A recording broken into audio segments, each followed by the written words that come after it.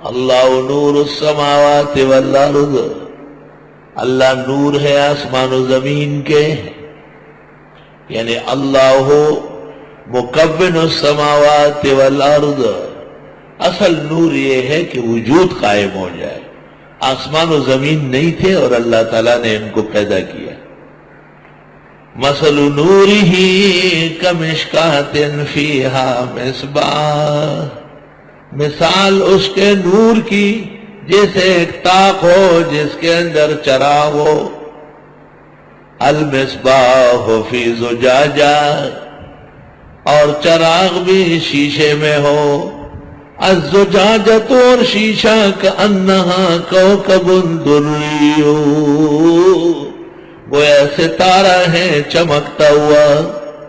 یوقد من شجرۃ مبارکہ، اور اس کو جلایا جاتا ہے برکتوں والے درخت کے تیل سے۔ برکتوں والا درخت زیتونۃ، زیتون کا، لا شرقیۃ ولا غربیہ، جو نہ شرقی ہے نہ غربی۔ جو درخت شرقن غربن ہو وہ صاف ستھرا تیل نہیں نکلتا، اور جس درخت کا وجود شمالی جنوبی ہو جیسے صحرائے سینا کے زیتون، وہ ان کا تیل بہت صاف نکلتا ہے۔ یہ طبقات الارض کے ماہرین، اشجار کے جہابذہ اس بات کو سمجھتے ہیں۔ یکاد زیتھا یضیء، قریب ہے کہ تیل اس کا بڑا پھٹے۔ ولو لم تمسسہ نار، اگرچہ نہ پہنچی ہو اس کو آگ۔ دیکھو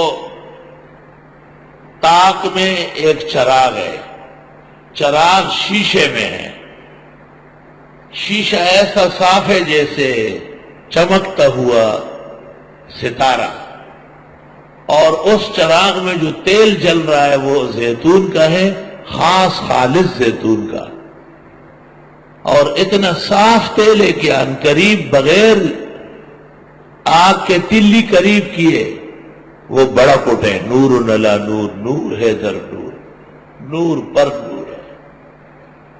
کہتے ہیں ایک تو دل میں ایمان ہے، دوسرے سنت کے اعمال ہے، نور علی نور۔ اللہ تعالیٰ نے دل کی تصدیق دی۔ دل ایک چراغ سمجھو، اور سینہ ایک طاق سمجھو، اور دل کے اندر جو ایمان کی صلاحیت ہے، جیسے زیتون کا تیل آ رہا ہے، یہ زیتون صاف ستھرا تیل جو وہاں پہنچتا ہے، یہ صاف ستھرا اعمال ہے جو دل کی قوت کے باعث، اور اس پر اتفاق ہے علماء شرائع کا کہ ایمان کے اعمال سے تصدیق کو قوت ملتی ہے۔ یہی وجہ ہے کہ حدیث میں ہے المومن یتقلب فی خمسۃ من النور، مسلمان 5 نوروں میں الٹتا پلٹتا ہے۔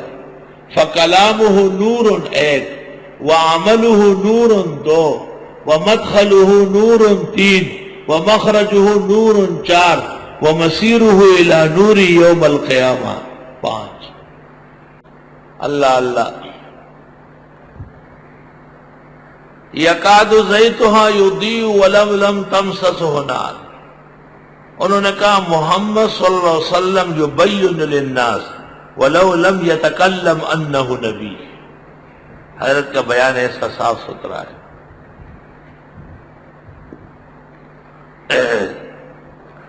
اور حدیث میں ہے کہ آپ رات کے اندھیرے میں اللہ کے حضور فرماتے تھے اللہم اجعل فی سمعی نورا وفی بصری نورا وفی عینی نورا وفی لحمی نورا وفی شحمی نورا وفی عضدی نورا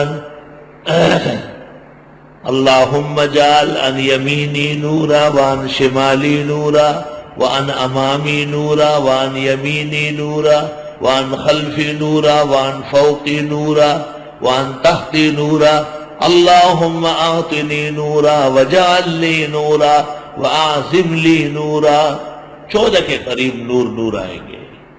دعائے نور آپ تہجد میں اس کو مانگتے تھے اللہ کے حضور.